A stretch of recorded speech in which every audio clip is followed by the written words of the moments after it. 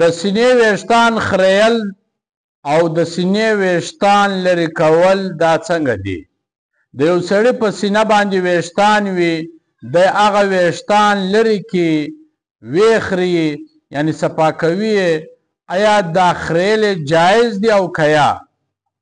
نو رابسو جواب ته چې د سینې ویښتان خریل جایز دي، لیکن نه خریل ادب ده.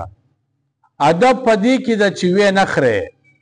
فقها کرامو لیکلي دي چې د سینې ویښتان خریل جایز دي او نه خریل ادب ده. بهتره دا ده چې ویې نه خرې. فتاوا هندیه صفحه نمبر 358 جل نمبر 15، رد المحتار صفحه نمبر 409 جل نمبر 6.